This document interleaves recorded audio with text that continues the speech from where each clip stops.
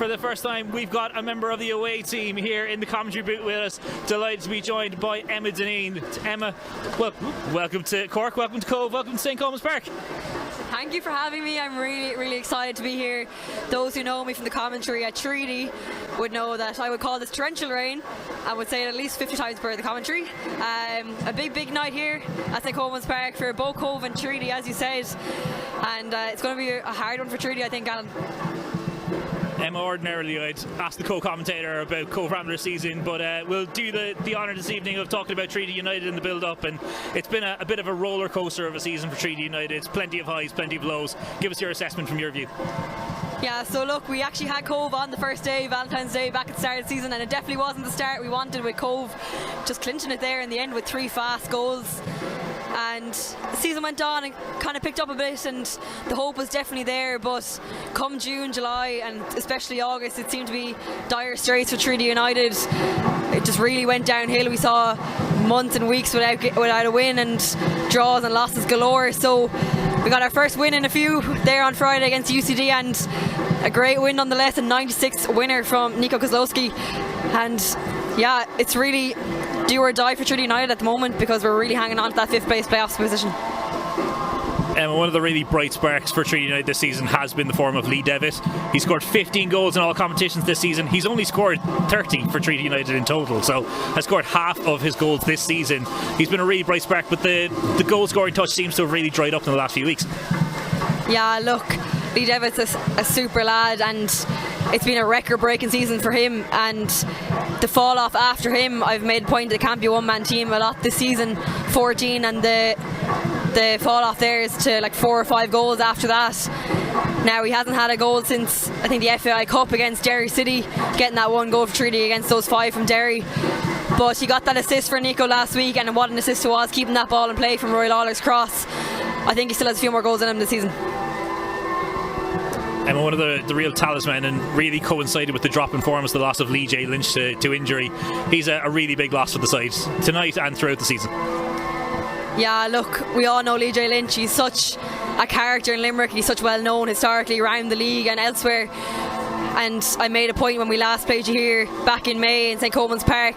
Lee J came off there in the middle of the game, and it's like we might as well not have been on the pitch anymore, because the play just died off right away. And he's been a really big miss there. He came off a few weeks ago and 20 minutes in, and we haven't seen him since. So I think he's been dogged by injury this season, and it's hard to know what will happen with him next season, but he's been lost in terms of experience and leadership, but also in terms of play. Yeah, it's funny, we've chatted previously about that game here in St. Colman's Park back in round 17. In my opinion, that was one of the best performances I've seen from an away side in St. Colman's Park this year. But you were saying that it was in your opinion, one of Treaty United's worst performances, so just a differing opinion there. Yeah, absolutely. I watched it from home, and I just thought from the previous games we had a good strong start to the season after that opening. Like, we had 5-0 away or 5-0 at home, and 4-1 away to Longford, or at home to Longford. We had massive goal differences, and that did get wiped away by Dundalk there a few weeks ago. But I don't know, I just saw a lacklustre Treaty United. Once DJ came off, like I said, we might as well not have been on the pitch, but yet there was still 11 players out there, and it looked like there wasn't any. And it's surprising to hear that you thought it was one of our better performances, considering we actually didn't even score our own goal that day. It wasn't a own goal from Cobh Ramblers, but I'm hoping it's a more energetic and dominant performance here tonight. And we'd be remiss of me to not ask in your opinion about Cobh. Obviously you would have watched them in the 3 games against Treaty this season. What's your opinion on Cobh's season today? Yeah, look, I think it's they've been flying, and like you said before, Alan, they're the only ones putting Dundalk under pressure, and it could be a real showdown towards the end of the season, and Cobh will be looking to capitalise on that. But obviously Treaty United got the last win against Cobh in a 28-degree Markets Field. Don't get to say that very often. So it's going to be a big fight here at St. Colman's Park tonight. Emma, this a big night for Treaty United. Finn Harp's obviously playing in the FAI Cup. They've got Cork City back up in Finn Park. So even a point tonight just to really bridge that gap, make it a 2-game sort of gap, is going to be huge for Treaty. Yeah, absolutely. Look, the win against UCD was a long time coming. We were really waiting for it, and they really waited until the last possible moment to get it in the 96th. I think it's a strong Trinity United lineup. It's definitely a changed lineup that we've seen throughout the season. Missing Ben Lynch, he's the only player we're missing tonight, and he's started a majority of the games. I think he's only missed 1 or 2 before tonight, so he's going to be a real loss, but I'm really excited to see Fionn Doherty out on that left side, and I think it's going to be a strong game. Emma Cobh with the best chances of the game so far, but not too many clear-cut chances to really speak of. No, but I'm just taking a look at that back line. Like, for most of the season, like, I think Evan O'Connor 29 out of 30 appearances in that right back spot, Robbie Lynch 27, like, they've been the real mainstays. But that left side of centre back and that left back has changed a lot this season. We're seeing Boevi and Fionn Doherty there. They're maybe looking a bit shaky, but hopefully they'll grow into the game because it's not been Trinity's night so far. Matt Boylan, a recent addition to the squad, only his 3rd game tonight. How has he impressed so far? Yeah, I've been impressed by Matt so far. It's interesting to hear that English accent coming out from the back, because I suppose Corey Chambers is a little bit quieter. He's extremely vocal from the back, and something I definitely noticed against UCD last week. But look, he's got 1 clean sheet so far. I suppose the goal against Finn Harps, so what could you do about that? But hopefully it'll be another one tonight, but it's been a welcome addition. We've seen plenty of good attacking wing play from Cobh Ramblers in the opening stanza, and finally get the reward here in the 14th minute. Yeah, look, I can't deny that they did absolutely deserve that. Truly at the back have looked a little bit rocky for these opening 10 or 15 minutes, and they really want to get it together now for the rest of the game, especially this half, if they want to get anything out of it, because the heads might sink, but they need to keep them up, and they've been known to do it. Emma Treaty maybe just growing back into this in the last couple of minutes seem to have stopped the Cobh momentum. Yeah, I was about to say it was 25 minutes gone. It felt like we hadn't really settled into the game yet. Maybe the last minute or two was giving me a little bit more hope. We're starting to look a little bit more organised, getting a little bit more of that ball, and hopefully Trinity United can start piecing together some attacks here. And I think Lee Davis is about to take this free kick here, and hopefully something can come of it in the box. Well, Emma, that's going to be a sucker punch for Trinity United just before half time. They're probably growing into this game in the last few minutes or so, but that's going to knock the stuffing out of them as they approach the whistle. Yeah, look, has it been Trinity's best half of football so far? Absolutely not. But I think there's a strong bench there. It's a young bench, but Tommy Barrett may be looking to make some changes at half time. Not that he ever really does before the 60-minute mark, but hopefully he can get the best out of the team that's out there at the moment. But I think they really need to keep the heads up now, because 2 goals there, it's a lot to come back from. 2-0, but they say 2-0 lead, scariest lead you can have. Emma, a lead that is, on the balance of things, probably deserved. Yeah, look, I have to agree, Cobh are the better side out there at the moment. But Trinity have had their chances. They're coming few and far between. Dixie Ferry maybe with the best of them, just with Johansson there. But as I said, they'll have to get the best out of the squad that's out there at the moment, because maybe a bit of Nico Kozlowski maybe might come on and do a bit of last minute magic might be needed. But I think it's a deserved 2-0 lead for Cobh so far. There is bright sparks, and it's not all doom and gloom for Trinity at the break. There is moments to take away from that as well.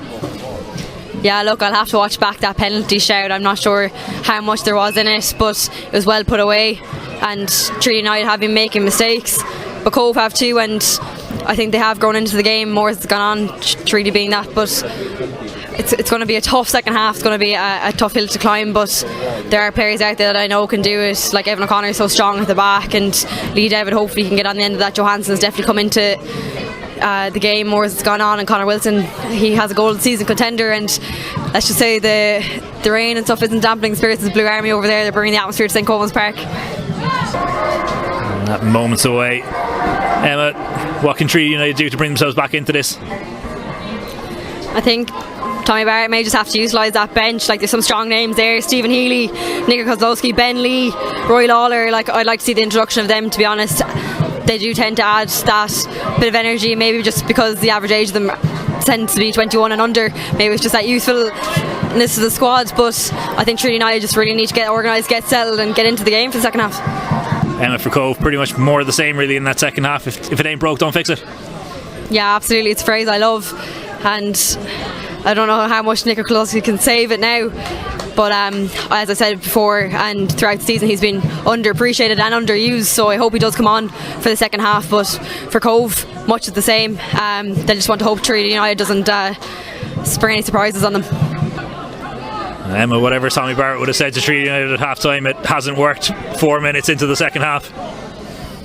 No, obviously it's his first game back since that suspension against Finn Harps, missing out on UCD last week. But look, I said it in the first half, that back line, especially on that left hand side, it's been shaky enough, especially in the middle. And we saw another example of it there. I just think the lack of communication there in the Treaty team. Cobh were so vocal, we're not hearing a lot from Treaty. I think they could do a bit more of it. I'm not sure if we're coming back from a 3-0, but we'll certainly try. But Emma, a bit more urgency from Treaty United in the last 5 minutes or so. Yeah, and it's needed. Those two subs have definitely brought a bit of legs to the game. Like I said, Bentley, Roy Lawler, 18 and 19 only. I've been very impressed with them this season, and I think it's good that the young ones are getting minutes. But urgency over quality, I'm not sure about that, but may need a bit more quality than urgency. But I think hopefully we seem to be up in that top third a little bit more critical, so hopefully we can keep it up. Emma Healy looking energetic since he's come on. Yeah, look, I've always been a big advocate for Stephen's style of play. Like he's got that bit of grit to him, something I think Treaty United lacks at times, maybe that bit of grit. So it's nice to see him back on the pitch. I know he hasn't been as consistent, but Roy Lawler now up the left hand side, also an energetic young player. But back to Stephen Healy, like here he is with the ball, but it's been a good season for him so far, as Bentley is taken down there in the park. But going back to my point once again, he's added that bit of grit to the Treaty squad. Benched the last few games. I think just Treaty opted for a different style of play towards the end of the season, going long balls more so. Healy finds himself on the bench, but I do like when he's on the pitch, he adds a bit of something to the squad. You have to say, richly deserved man of the match award. Well, it definitely wasn't going to any of the Treaty players. No, absolutely. Like, it's been an unreal performance from him tonight individually, but as a team, Cobh have looked more dominant than they have been that team, and deserved 3 goals. And I'm just kind of glad Treaty didn't succumb to a Dundalk like we did a few weeks ago. But still, 3-0. It's not going to be a nice trip home for the Treaty lads tonight. And a win that I think really can't be denied as deserved, a 3-0 win. Yeah, look, obviously I'm biased. I would have loved Treaty United to come away with at least a point tonight, but Cobh just put in a performance that they've been deserving of all season, and they've been so good all season. And it's safe to say Treaty United and Cobh have had some fair fights here at the Markets Field, I'm so used to there, Colman's Park and at the Markets Field. They've been good competitors so far this season, and it may not be the last time we see playoffs, maybe, but Finn Harps now will be on our racks. But deserving performance from Cobh, maybe not from Treaty, but definitely some positives to take away, but some learnings as well. Yeah, as you mentioned there, Cobh Ramblers and Treaty United have shared some titanic tussles so far this season, but this one just really sort of fits the run of form that Treaty have been in at the moment, and just couldn't conjure up anything really in return. No, and obviously, like, it's hard to know what the last few weeks will bring for Treaty United, and obviously Finn Harps at home to Cork City in the FAI Cup tonight, and they will be on our backs, as will Wexford. It's really not what we needed tonight, and the next few weeks will be do or die for Treaty, because they need every single point to cling on to this playoff spot. But it's been a rough few weeks for Treaty United, and it's hard to see it getting any better in the next few weeks. For Cobh Ramblers, a professional performance tonight, befitting of the performances they put in all season. Looks like, with 5 games to go now, 6 points behind Dundalk, maybe top spot is out of reach, but they're going to carry momentum into the playoffs. Oh, absolutely. They should be incredibly proud of how they've handled themselves this season. I think it's a season that was expected of them in some sense with the signings they brought in, but I think they've even exceeded their own expectations with the quality of football they've produced. And maybe it isn't their season to win it. Dundalk have been spectacular, but they can be incredibly proud, and I think it's safe to say, should they get Treaty United in the playoffs, they'll be confident to win it. Thank you very much for joining us tonight. Emma, any final closing thoughts from you? Look, Treaty United have a hill to climb, but it's not to say they haven't a spectacular squad and a great squad depth there as well, and great individual players. We may be in a bit of a rut, but I'm sure they will come back, and next season may be our season. But no, it's been an absolute pleasure joining you, Alan, and a great game here at St. Colman's Park.